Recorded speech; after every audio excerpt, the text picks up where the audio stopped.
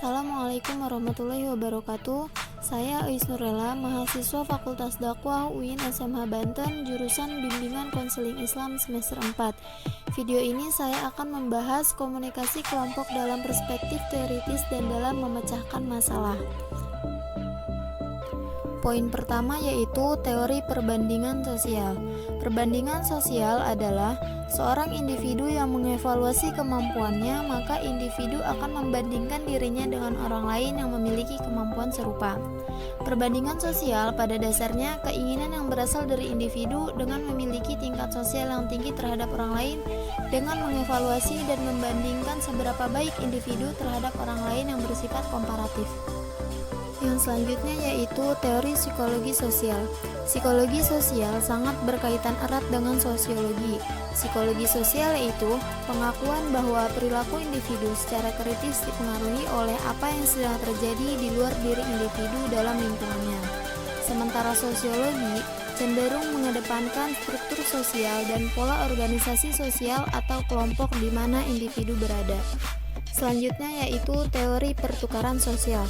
Berdasarkan teori ini, kita masuk ke dalam hubungan pertukaran dengan orang lain. Karena darinya kita memperoleh feedback. Dengan kata lain, hubungan pertukaran dengan orang lain akan menghasilkan suatu imbalan bagi kita. Seperti halnya teori pembelajaran sosial. Teori pertukaran sosial pun melihat antara perilaku dengan lingkungan terdapat hubungan yang saling mempengaruhi. Karena lingkungan kita umumnya terdiri atas orang-orang lain, maka kita dan orang-orang lain tersebut dipandang mempunyai perilaku yang saling mempengaruhi. Jadi, perilaku sosial terdiri atas pertukaran paling sedikit antara dua orang atau berdasarkan perhitungan untung ruginya. Misalnya, pola-pola perilaku di tempat kerja, percintaan, perkawinan, persahabatan, semua itu hanya akan langgeng manakala kalau semua pihak yang terlibat merasa teruntungkan. Jadi, perilaku seseorang dimunculkan karena berdasarkan perhitungannya akan menguntungkan bagi dirinya, demikian pula sebaliknya, jika merugikan, maka perilaku tersebut tidak ditampilkan. Selanjutnya yaitu teori sosiometris. Sosiometris merupakan sebuah konsepsi psikologi yang mengacu pada suatu pendekatan metodologis dan teoritis terhadap kelompok. Asumsi yang dimunculkan adalah bahwa individu-individu dalam kelompok yang merasa tertarik satu sama lain akan lebih banyak melakukan tindakan komunikasi. Sebaliknya, individu-individu yang saling menolak hanya sedikit atau kurang melaksanakan tindakan komunikasi. Poin kedua yaitu komunikasi kelompok dalam rangka pemecahan masalah.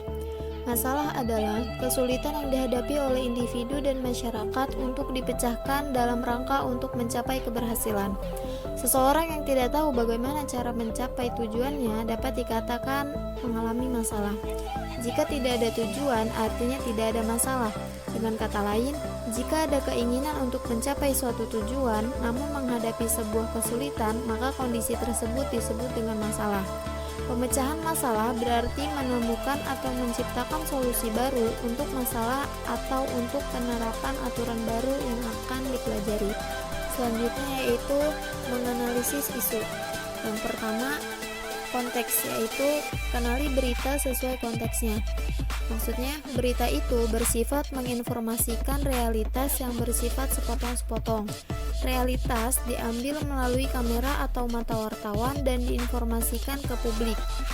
Sedangkan konteks berbeda dengan apa yang tampak. Maksudnya, teks tidak terbatas pada tulisan, tetapi dapat diperlebar maknanya pada apa saja yang tampak.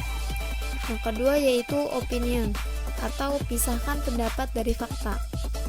Pendapat dari narasumber dalam berita atau opini dalam sebuah artikel bukan sebagai fakta.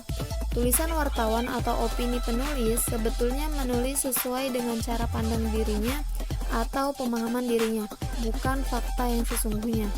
Karena fakta tidak berada dalam persepsi manusia, melainkan berada di luar persepsi manusia.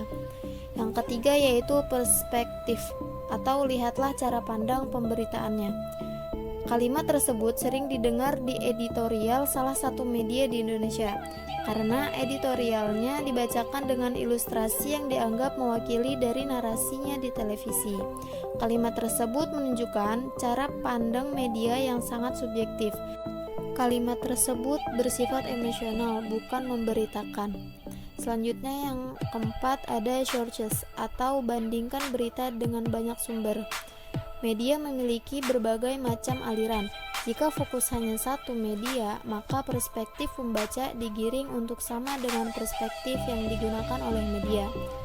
Berita mengenai satu kasus bisa berbeda penyampaiannya oleh media yang berbeda pula. Maka, salah satu cara untuk memahami berita yang sebenarnya adalah dengan memahami dari berbagai sumber. Poin selanjutnya yaitu bentuk berpikir reflektif.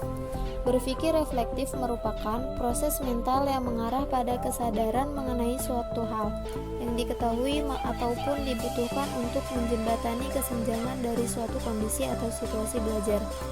Menurut Hidayat tahun 2019 menjelaskan bahwa berpikir reflektif dapat menciptakan informasi baru, menetapkan keputusan kesimpulan yang tepat, dan menilai informasi dengan benar terkait proses pemahaman konsep dalam kehidupan sehari-hari.